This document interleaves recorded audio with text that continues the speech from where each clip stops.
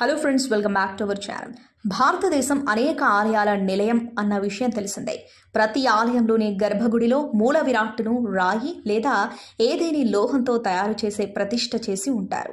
అయితే temple state అంటే దేవాలయాల రాష్ట్రంగా పేరుగాంచిన తమిళనాడులోని ఒక దేవాలయంలో మాత్రం మూల విరాట్టు విషపు స్వభావం కలిగిన రాళ్లతో మలచబడింది.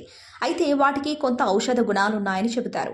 అప్పట్లో వైద్యమే లేదని భావించే కుష్ఠరోగానికి కూడా ఈ విగ్రహం నుంచి వచ్చే విభూతి మందుగా పనిచేసేది. ఇక ఈ క్షేత్రాన్ని సందర్శించి ఒక ప్రత్యేక పూజ చేస్తే సంతానం కలుగుతుందని చెబుతారు. ఇందుకు సంబంధించిన వివరాలని ఈ వీడియోలో తెలుసుకుందాం. పూర్తి వీడియోను స్కిప్ చేయకుండా ఎండ్ వరకు చూడండి. స్థల పురాణం ప్రకారం ప్రమద గణాలకు అధిపతిని ఎవరిని చేయాలనే చర్చ కైలాసంలో జోరుగా జరుగుతోంది. చివరికి వినాయకుడు, కుమారస్వామిలో ఒక్కరు ఆ పదవికి అర్హులన్న విషయాన్ని అక్కడ ఉన్న పెద్దలు తేల్చారు. చివరికి వారిద్దరికీ ఒక పోటీ పెట్టాలని నిర్ణయిస్తారు. దీని ప్రకారం ఎవరు భూమండలాన్ని 3 సార్లు ముందుగా ప్రదక్షిణ చేసి కైలాసానికి వస్తారో వారిని విజేతగా ప్రకటించి ప్రమద గణాలకు అధిపతి చేయాలని భావిస్తారు.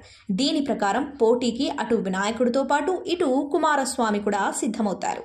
కుమారస్వామి వెంటనే తన నెమలి వాహనంపై భూమండలం చుట్టి రావడానికి బయలుదేరుతాడు. అయితే గణపతి ఆకారంలో చాలా పెద్దవాడు. ఇక అతని వాహనమైన ఎలుక కూడా నెమలితో పోలిస్తే చాలా నెమ్మదిగా ప్రయాణం చేస్తుంది.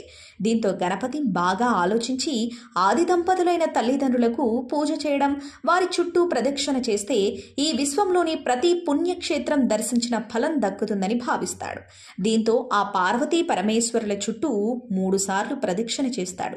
అందువల్ల కుమారస్వామి ఏ పుణ్యక్షేత్రానికి వెళ్ళినా మొదట వినాయకుడే కనబడతాడు. చివరికి కైలాసం చేరుకున్నా అక్కడ కూడా తనకంటే వినాయకుడే ఉంటాడు. దీంతో తాను పందెంలో ఓడిపోయానని భావించి కొంత కిణుకు వహిస్తాడు. ప్రస్తుతం పళని క్షేత్రం ఉన్న పర్వత శిఖరంపైకి చేరుకొని ఒంటరిగా కూర్చుండిపోతాడు. దీంతో ఆయన తల్లిదండ్రులైన పార్వతీ పరమేశ్వరులు అక్కడకు చేరుకుని కుమారస్వామిని బుజ్జగించడం మొదలు పెడతారు.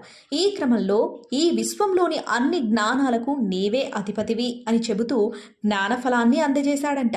అందువల్లే ఈ ప్రదేశం ఫలని అయింది. తమిళంలో నీ అంటే నీవు, ఫలం అంటే ఫలము అని అర్థం.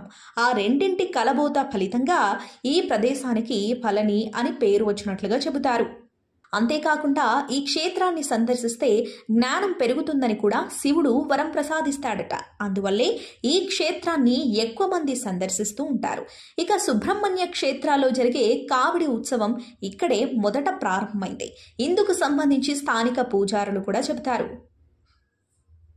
ఇది ఫ్రెండ్స్ వాళ్ళ వీడియో. ఈ టాపిక్ పై మీ అభిప్రాయాన్ని కామెంట్ బాక్స్లో కామెంట్ చేయండి. అలాగే ఈ సమాచారం మీకు ఉపయోగపడినట్లయితే వీడియోని లైక్ చేసి మీ ఫ్రెండ్స్ అండ్ ఫ్యామిలీకి షేర్ చేయండి. ఇలాంటి మరిన్ని లేటెస్ట్ అప్డేట్స్ కోసం ఛానల్ని సబ్స్క్రైబ్ చేసుకుని పక్కన ఉన్న బెల్ ఐకాన్ని క్లిక్ చేయండి. ఇలా చేయడం ద్వారా మేము పెట్టే కొత్త వీడియోలను మీరు నోటిఫికేషన్ల రూపంలో చూడవచ్చు. Thank you for watching.